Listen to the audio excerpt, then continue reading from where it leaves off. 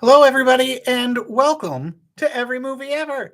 I'm Movie Man Eric, and I'm trying something new today, which is to try a YouTube live stream and see if this is a good way for me to get my reviews out to you faster and check in with you in between when I do my sort of longer, more elaborate documentary style videos and let you know what some of the movies I'm watching are.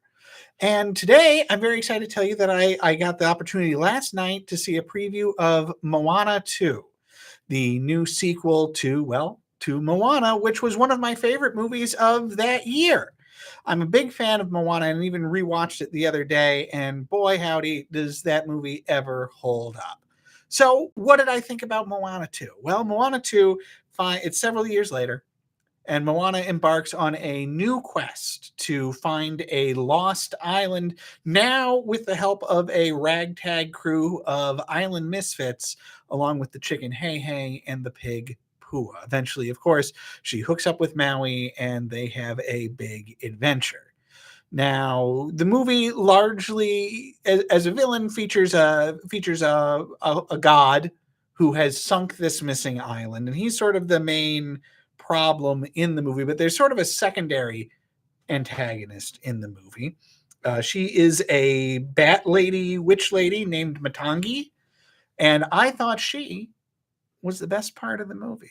She was a really cool new character, a new sort of demigod for Moana to play against.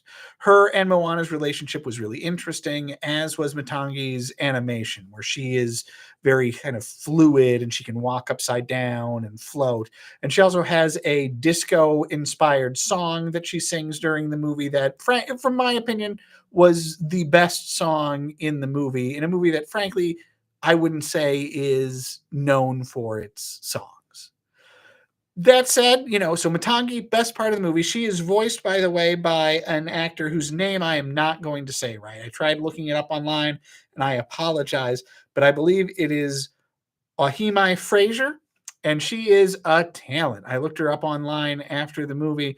I don't see really a lot of other things that she's been in outside of one or two New Zealand television series that I'll have to check out because, again, I thought she was the best part of the movie. And as far as the rest of it goes, it is a perfectly enjoyable and serviceable adventure yarn. I was never bored. I enjoyed getting to check in with Moana again, if not as much with Maui, who's a little superfluous to the plot.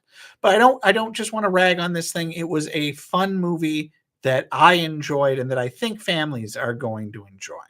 Moana 2, I'm going to give 3.5 stars to. Now, Moana 2 was not the only animated picture I got to see recently. I also was lucky enough to catch a screening of a movie that's a pretty rare one, as far as I can tell, because it has not been released yet. I believe it's going to be released at the end of the year to qualify for awards. It is played at least one animation festival, but it is another victim of the HBO Max streaming problems where they are either shelving completed movies or selling them off to the highest bidder. And that movie is The Day the Earth Blew Up, a Looney Tunes movie.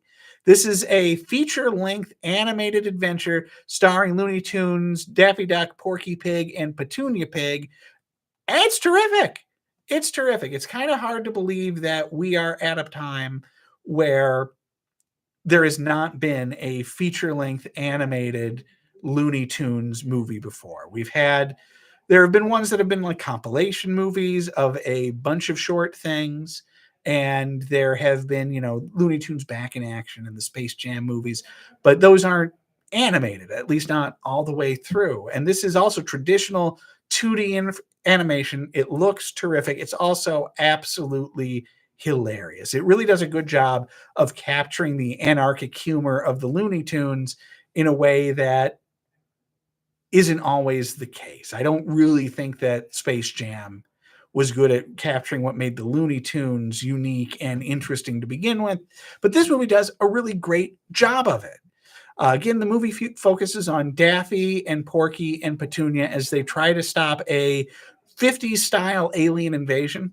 And let me tell you, I'm as surprised as anybody that this Looney Tunes movie features as its inspiration movies Invasion of the Body Snatchers, particularly the 70s one, and John Carpenter's The Thing as its sort of primary inspirational texts. But that's what it does, and it works really, really well. This was a really funny, really engaging movie, also surprisingly emotional.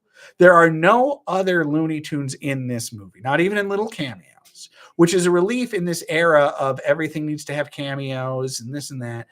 And I think the focus on just those three members of the Looney Tunes gang really gave those characters time to shine and to get some emotional heft and things like that. And that's one of the things I really enjoyed about this movie.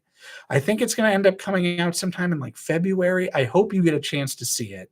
I'm glad that it's getting some theatrical exhibition, but I think Max really missed a trick by not allowing this one to stream, because it's a little treasure at a time when these sorts of animated movies aren't happening a lot. The Day the Earth Blew Up, 4 stars. And since we're talking about animation, I'm going to leave you with talking about one more animated feature, and it's not from this year. We're going to go all the way back to 1982 and The Last Unicorn. Now, this is a movie that I'm sort of ashamed that I hadn't seen up until now.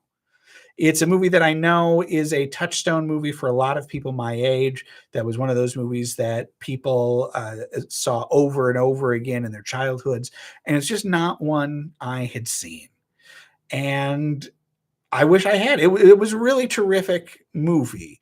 It's about, as you might have guessed, the last unicorn, voiced by Mia Farrow, and her sort of adventures through a sort of Tolkien-esque, Middle Ages-y landscape, trying to find out, are there any other unicorns left and what happened to them. And while it is an adventure movie that has adventure in it, it's a much more somber and elegiac movie. Very fitting for the late fall, I thought. Mia Farrow, terrific job voicing this unicorn. The cast also... The cast is kind of wild. The cast also features Alan Arkin as Spendrick the magician. Jeff Bridges is in there. Christopher Lee is the antagonist of the movie for the most part. But yeah, it's a really terrific movie. It was produced by Rankin Bass, who you'll probably know from producing like the Rudolph the Red-Nosed Reindeer Christmas special, the Frosty Christmas special. They did a bunch of animated stuff and holiday specials. They did that Hobbit movie from when I was a kid. But The Last Unicorn, I think, is probably their best looking animated project by a country mile. It is really, really gorgeous, especially these new HD transfers that are out there. It's a really, really good looking movie. It's, like I say, it's a really affecting and effective movie. I'm sort of surprised that it hit so hard with kids, because it's not a typical children's adventure or fantasy movie. It's something much more poetic than that.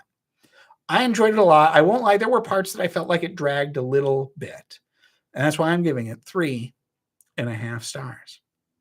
All right, well, that's where I'm going to leave you today. I hope you enjoyed this. I hope you like hearing about what movies that I've been watching lately. I'm trying to figure out the best way for me to check in from time to time and talk to you about these movies that I've been seeing.